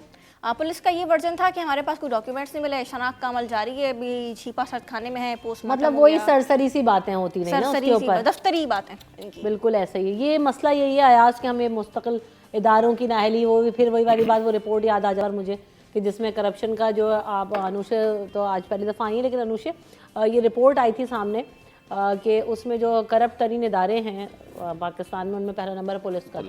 तो आप तो बहुत क्लोजली इन सारी चीज़ों को देख रही होंगी, तो ये हमारे यहाँ मसाइल तो बहुत ज़्यादा रहे हैं, जिसकी वजह से अभी जैसे मैंने एक स्टोरी भी शेयर की नाज़िमाबाद ब्रिज के नीचे अयाज, तो ये पुलिस की नाहली ना, क्या पुलिस को नहीं पता यहाँ पे चर्च के अड्डे चल रहे हैं, नशे के आदि अफराद बैठे हुए होते हैं ब्रिजेस के नीचे, तो ये जो है ना, कब तक ऐसे पुलिस आंखें बंद करके फिरती रहेगी? देखें, आज सबसे बड़ा जो अलमिया है ना, अब ये होता क्या, अगर ये खबर ब्रेक नहीं होती या उनका एड्रेस नहीं मिलता, 3 से 4 एक हफ्ते के बाद ये लाशें जो है वो दफना दी जाती लावारिस समझ के, और उनके घर वाले जो है वो ये क्लेम करते कि हमारे घर वाले लापता हो गए। हाँ, और ये फिर केस जाता कोर्ट के अंदर, और फिर ये चीज़ें चलती रहती, ना पता चलता ना कुछ होता। तो एक जो है उसमें जो कहते हैं लापता अफराद में 3 लोगों का नाम और ऐड हो जाता, और ये सारी ज़िंदगी चलता रहता, क्योंकि उनके लवाकिन को ये बात पता ही नहीं थी। एक सिर्फ नाअहली की वजह से कि वो थोड़ी सी एफर्ट कर लें, तो जो अनुषा कर सकती थी तो क्या पुलिस नहीं कर सकती? तो वो वेल इन्फॉर्म, वेल कनेक्टेड लोग हैं। और जो अनुषा ने भी चीजें निकाली हैं वो मेरे ख्याल से पुलिस सोर्सेज से ही आपने निकलवाई ना, एफआईआर निकलवाई, थानों में आप गई, दूसरे थाने से वो उनकी चीज़ मिल गई, एक थाने से दूसरी चीज़ मिल गई, तो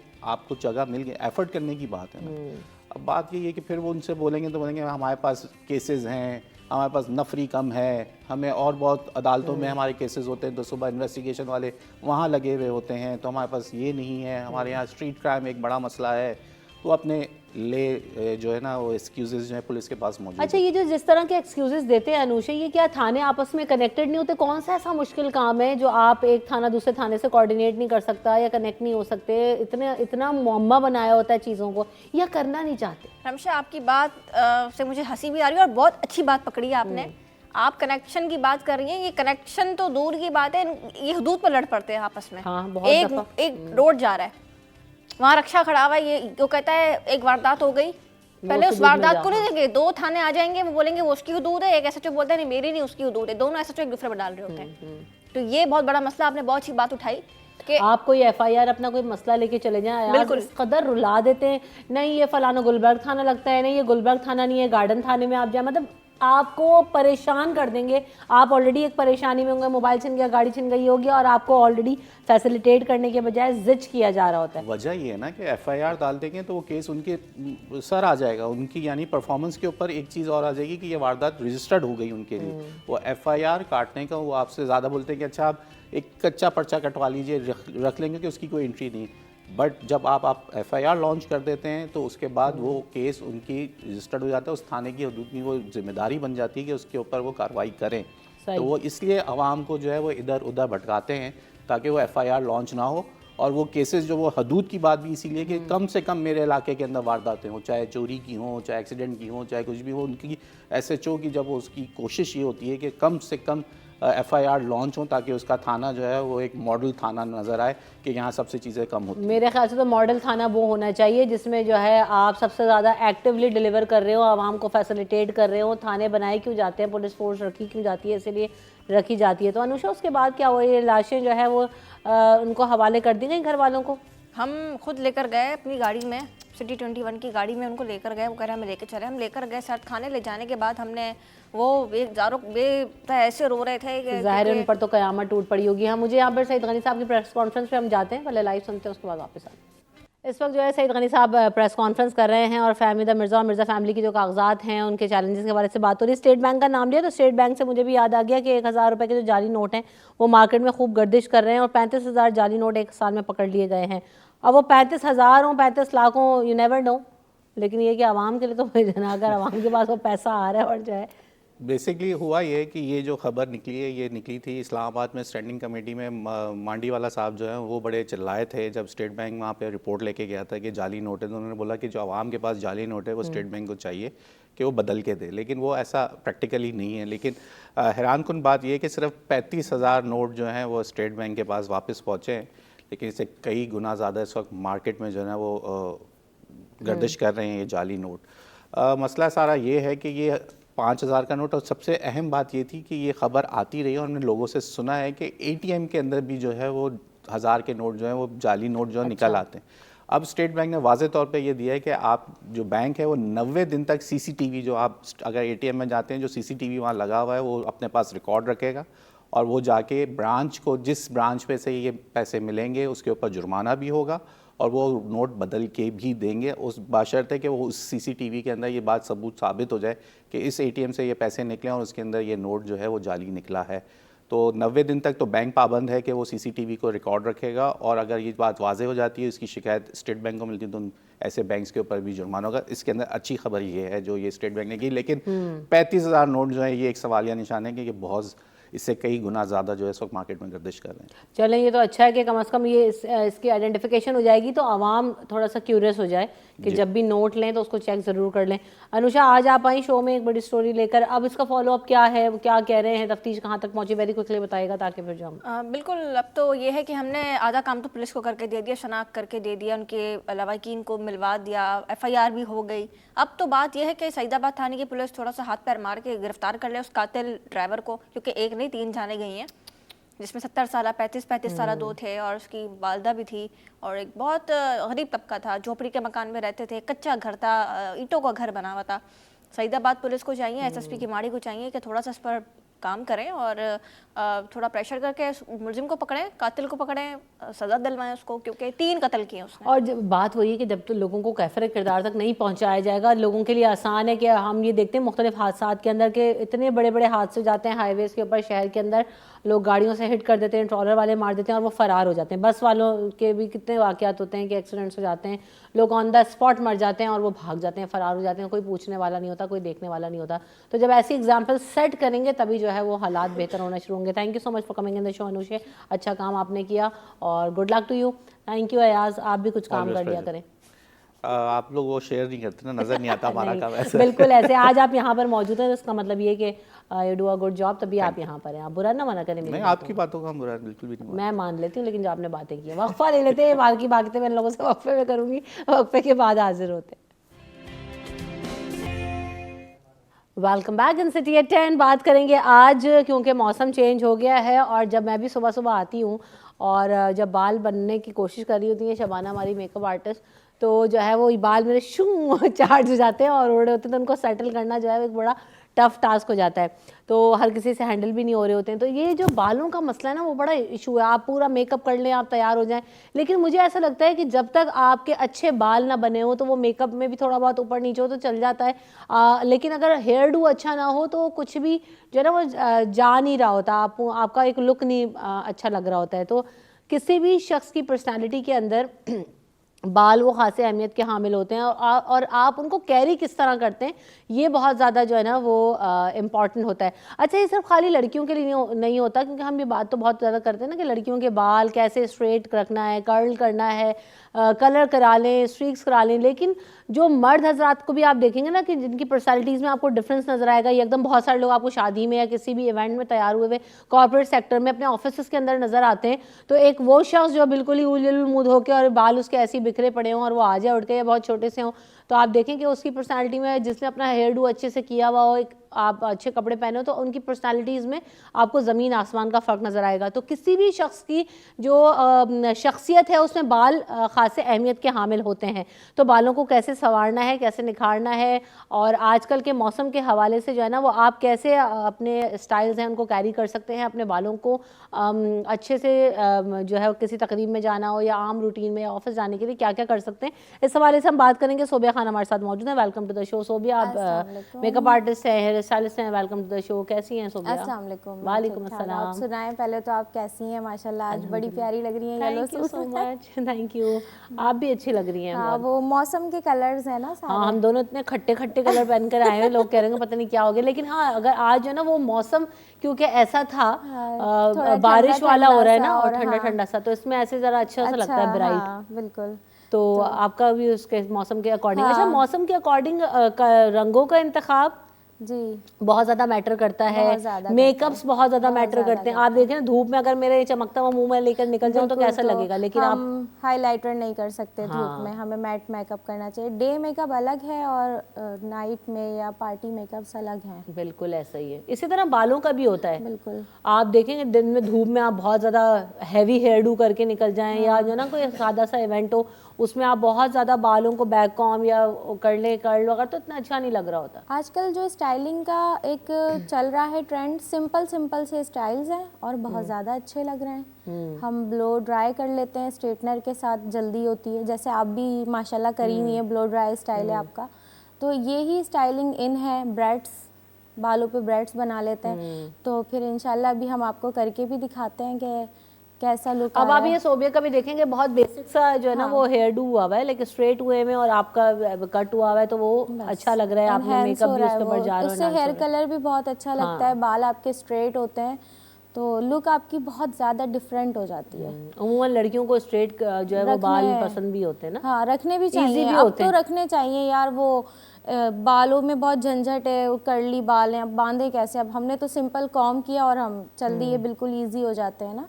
तो ये हमारे लिए बहुत अच्छा है। और उसके लिए डिफरेंट ट्रीटमेंट्स भी आ गए, जो लोग कैरी कर सकते हैं वो करें। कर्ल हेयर अच्छे लगते हैं अगर उनको कैरी अच्छे से किया जाए। बोटैक्स करवाएं, इसके लिए बहुत ज़्यादा ट्रीटमेंट्स हैं, रिलैक्सिंग है, तो हेयर्स तो बहुत अच्छे हो जाएंगे आप अगर इस तरह हेयर्स के साथ अपने।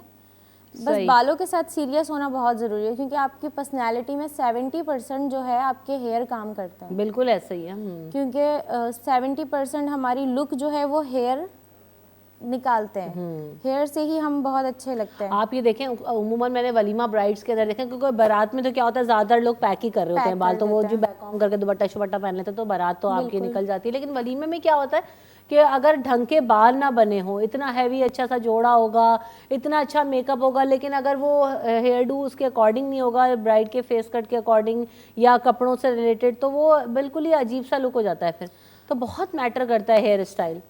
हेयर स्टाइल बहुत मैटर करता है, और आप एक लिपस्टिक डार्क लगा के और बहुत खूबसूरत से आप सिर्फ हेयर स्टाइल कर लें, अच्छे लगेंगे आप बहुत प्यारे लगेंगे। आप कुछ भी नहीं लगाएं, बस लिपस्टिक लगा लें डार्क सी या लाइट जो आपको पसंद है, और एक बेहतरीन सा आपका स्टाइल हो, बाल स्ट्रेटनर कर लें या ब्लो आउट कर लें, ब्लो इन कर लें, क्योंकि आजकल हम घर में इजीली स्ट्रेटनर हम सबके पास मौजूद होता है और हम ब्लो आउट ब्लो इन। ठीक है, बिल्कुल ऐसे ही। तो अच्छा ब्रेक ले लेते हैं, ब्रेक के बाद जब वापस आएंगे तो सोबिया से कहेंगे कि कुछ हमें हेयर स्टाइल्स दिखाएं भी, लेकिन वक्फे के बाद।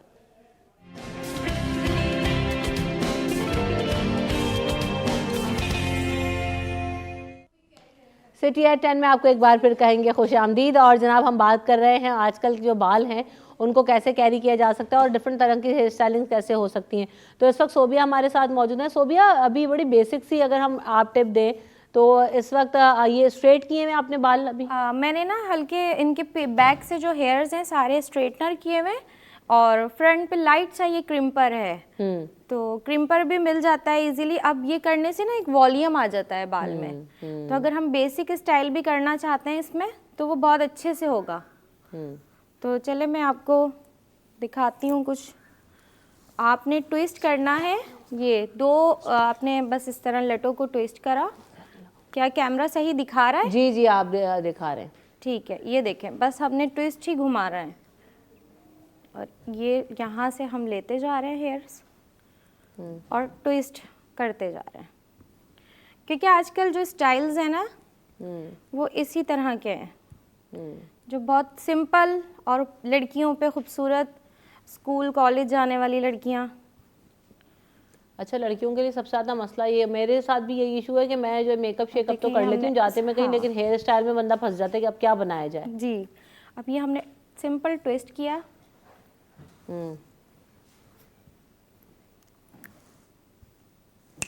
और पिन लगा दी। थोड़ा सा टर्न करिएगा ताकि ना और ज़्यादा, हाँ बस बस बस, ताकि वो सामने से भी दिखे कि आप क्या बना रही हैं। अच्छा, मेरा स्ट्रेटनर, जी बस लग रहा है स्ट्रेटनर ऑन हो जाता है। अच्छा, तो अब हमने यहाँ से ये देखें हल्का सा ये ट्विस्ट किया है और यहाँ से हम क्या करेंगे, ये हम यहाँ से भी ट्विस्ट करेंगे, लेकिन तरीका थोड़ा चेंज, स्ट्रेट कर रहे हैं हम। चेयर को थोड़ा सा इस तरफ घुमाइएगा कैमरे की तरफ ताकि वो दिखे आप क्या कर रही हैं। फिजा हाथ खोल के रखो पिनों का। अच्छा, ये साइड में आपने छोटे वाले ट्विस्ट कर दिए। ये हम स्ट्रेट ट्विस्ट कर रहे हैं। सही। आप देखें, अब ये भी जो है ना एक अच्छा लुक देगा। और मैं ये ट्विस्ट करती जा रही हूँ और एक ही पिन के साथ में। अच्छा, चूंकि क्रम्पर हुआ हुआ है तो इतनी ज्यादा बैक कॉम की जरूरत नहीं पड़ी ना? नहीं, बिल्कुल नहीं। आज अब तो आप ऐसा है कि बालों को उलझाएं भी नहीं और ऐसे ही काम कर लें, बैक कॉमिंग की जरूरत ही नहीं है। वॉल्यूम आ जाता है ना। पहले हम लोग बहुत बालों को उलझाते थे, तो वो इसलिए किया जाता था कि स्ट्रेट बाल थे और क्रिम्पर्स वगैरह नहीं यूज़ होते थे। स्ट्रेटनर अब आप यूज़ कर सकती हैं। अच्छा जी,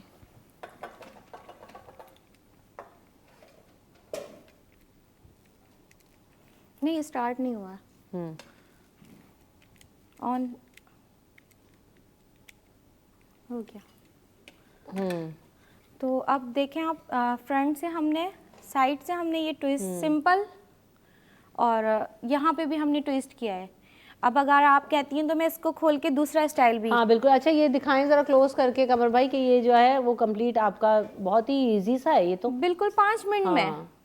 नीचे चाहे आप कर्ल कर लें, नीचे चाहे आप स्ट्रेट रखें बाल, कैसे भी चाहें तो आप कर सकते हैं ना। हाँ सही है।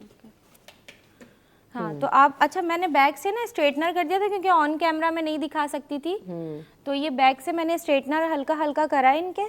सही। और फ्रंट से जो है ये अभी मैं आपको थोड़ा सा इसमें भी दिखाती हूँ करके।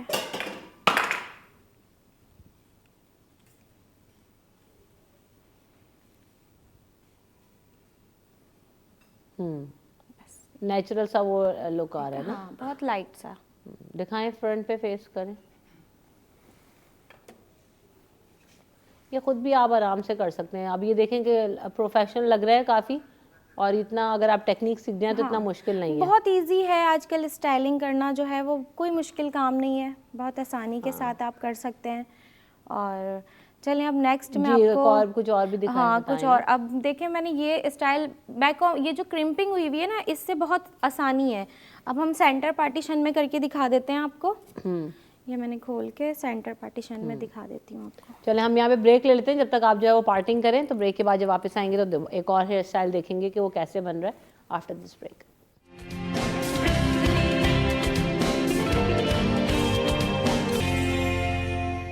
सिटी एट 10 में आपको एक बार फिर कहेंगे खुश आमदीद। तो जनाब हम बात कर रहे हैं हेयर स्टाइलिंग के हवाले से, और जब आप ये देखेंगे डिफरेंट स्टाइल्स बनाना कोई इतना मुश्किल काम नहीं है। हाँ, बेसिक टेक्निक से अब सब कहेंगे कि जो है ना वो रमशा कितने मज़े से बैठ के बातें बोल रही है, खुद कुछ नहीं आता।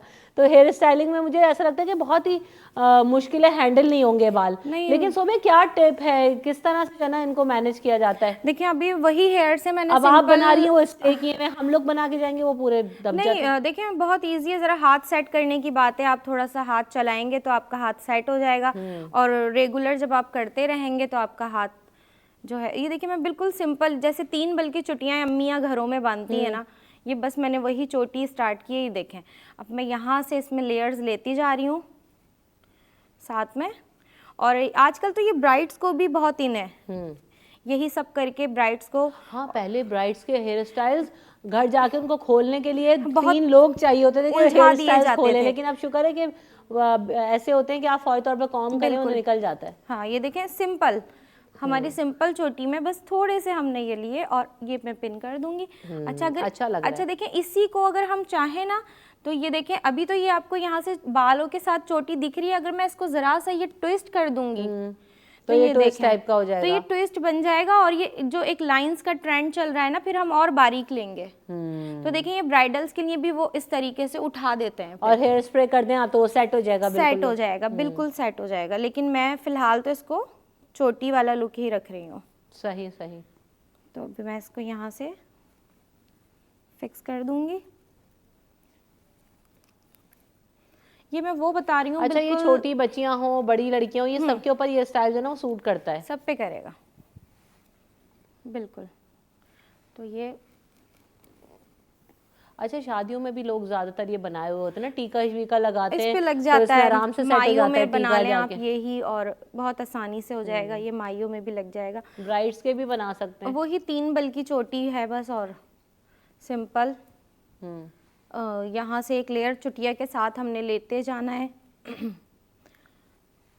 सही। और ये पूरा बनता ही चला जाएगा। और जल्दी भी, अब ये देखेंगे वेरी क्विकली जो है ना वो फटाफट हो जाता है। हाँ, बहुत जल्दी हो जाता है, बल्कि ना अपना आप खुद भी बना सकते हैं ये, इसमें कोई मुश्किल नहीं है कि हम अपने खुद नहीं बना सकते। सही। और जब आप पिन्स लगाएं ना तो थोड़ा ख्याल रखें कि आपकी पिन्स नहीं दिखें। दिखाएं जरा सामने से ना, कि देखें ये साइड से भी नहीं ये दिख रहा, मैंने बाजू जो में से भी नहीं पिन्स दिख रहा। लगाई है ना वो इस तरह से क्रॉस में लगाई हैं कि लॉक हो जाए, क्योंकि फिर वो निकलती हैं। जैसे आपने कहा हम करते हैं तो ऐसा हो जाता है, तो वो उठे ना पिन आपकी ना, और इस पे आपके बाल आ गए। तो ये देखिए बिल्कुल भी नहीं दिख रही अब। सही। तो अब आप देखिए इनकी लुक चेंज हो गई है। हाँ, और ये दोनों साइड से जो हैं कहीं से पिन नहीं दिख रही, इसको आप लूज कर सकते हैं। तो ये आपका हो गया नेक्स्ट हेयर स्टाइल। आप आसानी से इसमें टीका लगाएं, आप जो है वो आप यहाँ वो टीका कर लें, लगा लें और बिल्कुल वो ऐसे। हैवी लुक हो जाएगा। अगर सादा जाना है तो आप ऐसे भी ऐसे ही भी जा सकते हैं। तो ये बहुत अच्छी सी आपकी एक लुक हो गई है। अच्छा, नेक्स्ट स्टाइल में आपको दिखाऊंगी ब्लो ड्रायर, कि किस तरह हम स्ट्रेटनर से जल्दी से अपना ब्लो ड्रायर कर सकते हैं। तो मैं अब दूसरी आपको इसी बालों पे दिखाना पड़ेगा, अब तो वक्त बिल्कुल थोड़ा सा रह गया। अगर आप दिखाना चाहती हैं तो प्लीज चलें इसी के साथ दिखा देती हूँ। फिर मैं अब मैं इसको खोल देती हूँ और दूसरा दिखाती हूँ आपको ब्लो ड्रायर करके। अच्छा, अब आपने क्या करना है, सिंपल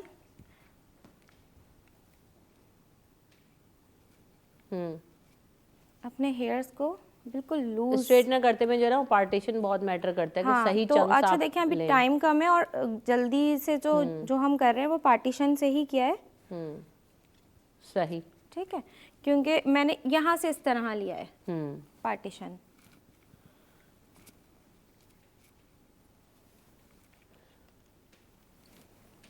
अब ये जो आप प्रोफेशनली हम लोगों के बाल देख रहे होते हैं, बने होते हैं, बहुत ज़्यादा फैसिनेटिंग आप लोगों को लग रहे होते हैं, तो वो भी रोज़ाना इसी तरह बन रहे होते हैं, एक पूरी प्रैक्टिस होती है। लेकिन ये है कि आप खुद भी ये आप घर में इजीली कर लोग सकते हैं। आजकल हाँ, तो बिल्कुल बहुत ऐसे ही। आम है, हर लड़की को ये सब करना आता है। खाना बनाना नहीं आता है पर ये आता हाँ, है। ये सही कह रही है हर बच्ची को आता है कि किस तरह से उसने करना है। खाना नहीं बनाएंगी लेकिन ये कर लेंगी। असल में जो है ना वो इंटरेस्ट की बात है, बस ज़्यादातर ख़वातीन का इंटरेस्ट जो है वो सारी इन्हीं चीज़ों में होता है, तो वो बिल्कुल अच्छा है, सीखें, लेकिन हर चीज़ के बीच में बैलेंस होना ज़रूरी है। मैं ऐसा समझती हूँ कि लड़कियों को सब काम आने चाहिए। क्या कहती हैं आप सब? बिल्कुल आने चाहिए और ज़रूरी भी है। और जाहिर है ये पैसे भी बच जाते हैं, खुद आ जाते हैं ऐसे काम तो घर वालों अब आप ये हेयर डू कराने जाएं तो ये सैलून में कितने जो है वो पैसे लग जाते हैं। अगर ये हेयर डू सैलून में होगा तो 1500 तक आपके फुल कर्ल्स डाल देंगे वो, और सेटिंग वगैरह फिर वो सेटिंग करेंगे। कटिंग हुई हुई होती है। असल में मैं ये आपको दूसरे मॉडल पे इसलिए दिखाना चाह रही थी कटिंग हुई हुई कि थी, उसकी कटिंग हुई हुई है और इनके कटिंग नहीं हुई हुई है। फिर भी मैंने कहा चलें मुझे तो खुद रोज शबाना कहती हैं बाल कटवा लें, आपके बालों के कटिंग होना बहुत ज्यादा जरूरी है, बहुत लेकिन ज़रूरी आज होता है। दुख का अंदाजा हो रहा है कि वो जाहिर है जब आपके लेयर्स नहीं होते तो लोग कहते हैं ऐसा लुक चाहिए भाई, आपके बाल भी तो कटे हो। कटिंग बहुत जरूरी है, ये चीज समझे, अब बिल्कुल देखिए, ऐसा ही इसी है। में मैंने हाँ। ये एक साइड से ये स्टाइल हुआ है, एक साइड से ये, तो ये हाँ वो सही है, दो वो लेकिन different- समझ आ रहा है कि आप कर्ल्स किस तरह, ये मुझे हाँ। देख लें भाई, मेरे भी ऐसे हुए हैं। हाँ, दो different तो style हैं। समझ हो गया, वक्त खत्म हो गया है, फिर दोबारा जो है किसी ने और ज्यादा स्टाइल्स ओके, भी ओके, दिखाएंगे। इंशाल्लाह। यहाँ पर आपसे इजाजत तलब करेंगे, हम अपनी दुआ में जरूर याद रखिएगा। अल्लाह ने के बाद।